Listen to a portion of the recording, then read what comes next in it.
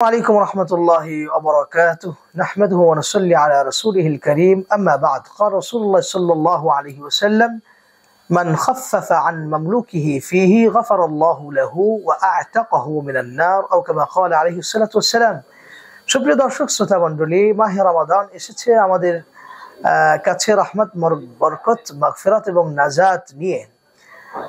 যে হাদিসটি আমরা শুনলাম, এই হাদিসে রাসূলুল্লাহ সাল্লাল্লাহু আলাইহি ওয়াসাল্লাম ইরশাদ করছেন, যে ব্যক্তি তার অধীনস্থ দাস দাসী চাকর চাকরানীর উপরে মাহে রমাদানে কাজের চাপ বোঝা কমিয়ে দেয়, আল্লাহ রাব্বুল আলামিন তাকে প্রথমত মাফ করে দেন, দ্বিতীয়ত তাকে জাহান্নামের আগুন থেকে মুক্ত করে দেন। অতএব আসুন, মাহে রমাদান এসেছে, আমরা যেমনি ভাবে রোজা রাখি, আমাদের ঘরে যারা কাজকর্ম করেন, আমাদের গাড়িগুলিকে যারা চালান, আমাদের ঘরে যে সমস্ত যারা ছেলে মেয়ে কিংবা মেয়ে, মুরব্বী কিংবা বয়স্ক যারাই কাজকর্ম করেন না, আমাদের অধীনস্থ যত কর্মচারী কর্মকর্তা রয়েছেন, সকলের উপরে আসুন আমরা চাপ কমিয়ে দিই। আমাদের যেমন কষ্ট হয় তাদেরও কষ্ট হয়, মাহে রমাদানে একটু তো ক্ষুধার কষ্ট থাকতেই পারে।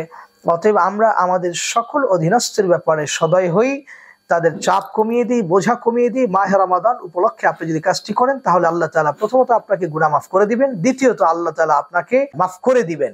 অতএব আসুন এ কাজে আমরা সচেষ্ট হই। আল্লাহ তাআলা আমাদেরকে তৌফিক দান করেন। ওমা তৌফিক ইল্লা বিল্লাহ। আসসালামু আলাইকুম ওয়া রাহমাতুল্লাহি ওয়া বারাকাতুহু।